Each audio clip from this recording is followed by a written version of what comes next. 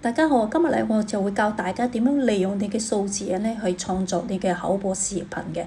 咁首先我哋就需要撳呢個 Boss AI 超級分身啦。之後咧就再撳翻你嘅自己嘅數字人啦，然後去創作嘅。咁咧你就可以揀第二個嘅口播視頻生成啦。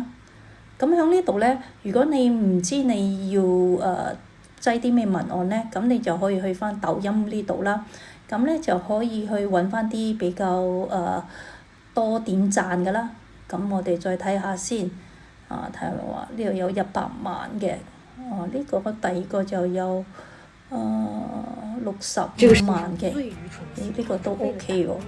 咁我哋就可以撳個 forward 啦，去複製佢嘅連結嘅，分享佢連結啦。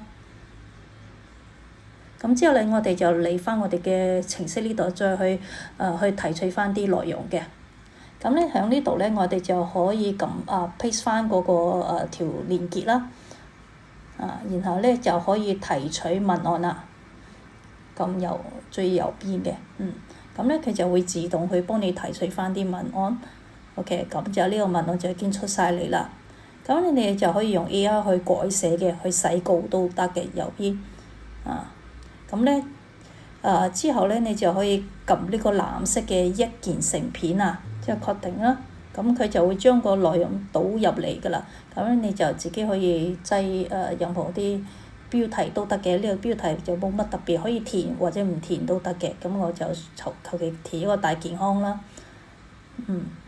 咁就 OK 啦，去生成啦。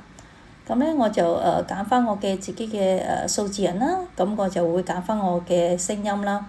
之後咧就可以揀呢個算力去合成㗎啦，藍色嘅。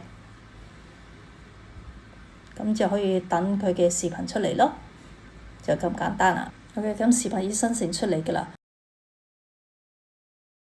這個世界上最愚蠢的新聞，就是為了打工犧牲健康，然後拿着打工賺的錢去愛別人，而不是愛自己。我發現很多人根本沒意識到自己的那麼多之後咧，你就可以撳呢度咧就下載落嚟啦。